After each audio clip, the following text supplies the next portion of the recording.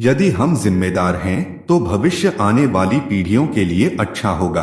भारतीय न्याय संहिता 2023 अध्याय 11 सार्वजनिक शांति के विरुद्ध अपराध कानूनी पाठ से अध्याय 11 की हमारी विस्तृत खोज में आपका स्वागत है, जो सार्वजनिक शांति के खिलाफ अपराधों पर केंद्रित है।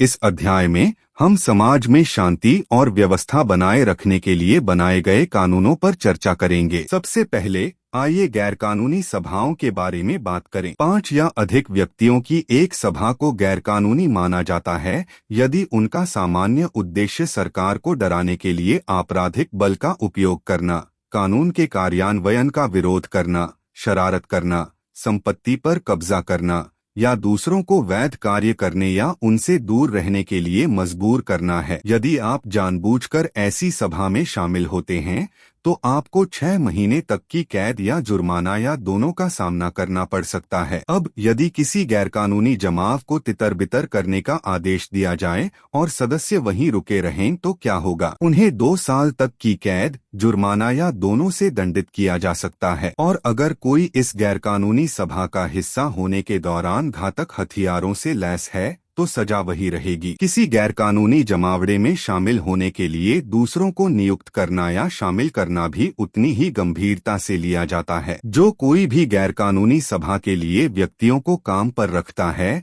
या नियुक्त करता है, उसे भाग लेने वालों के समान ही दंड का सामना करना पड़ता है। चलिए दंगे की ओर बढ़ते हैं। जब किसी गैरकानूनी सभा द्वारा अपने सामान्य लक्ष्य को प्राप्त करने के लिए बल या हिंसा का प्रयोग किया जाता है तो उस सभा का प्रत्येक सदस्य दंगे का दोषी होता है। दंगाइयों को 2 साल तक की कैद या जुर्माना या दोनों का सामना करना पड़ सकता है। घातक हथियारों से लैस होने पर सजा 5 साल तक बढ़ सकती है। दूसरों को दंगे के लिए उकसाना एक और गंभीर अपराध है। यदि आपके कार्यों से दंगा भड़कता है तो आपको 1 वर्ष तक की कैद, जुर्माना या दोनों का सामना करना पड़ सकता है। अगर कोई दंगा नहीं हुआ तो 6 महीने तक की सजा हो सकती है। आगे आइए झगड़े पर चर्चा करें। जब 2 या 2 से अधिक व्यक्ति सार्वजनिक स्थान पर लड़ते हैं और शांति भंग करते हैं तो वे झगड़ा करते हैं। इस अपराध के लिए 1 महीने तक की कैद या 1000 रुपए तक का जुर्माना या दोनों से दंडनीय है। गैरकानूनी सभाओं को तितर-बितर करने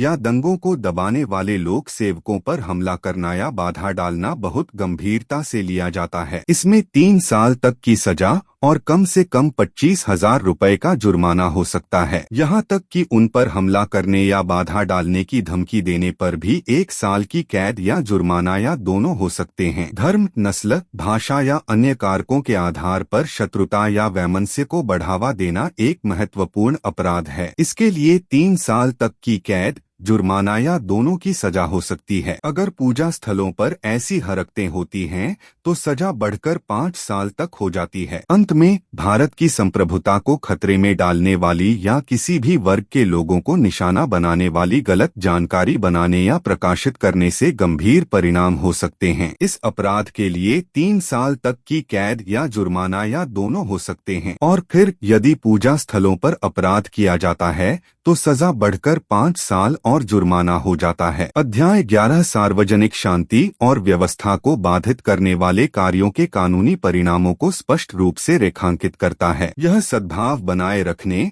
और वैध गतिविधियों का सम्मान करने के महत्व को रेखांकित करता है। इन कानूनों को समझकर हम एक अधिक शांतिपूर्ण और व्यवस्थित समाज में योगदान करते हैं। अधिक जानकारी के लिए info9 साइबर मीडिया पर बने रहें। सूचित रहें। आराम से जियो।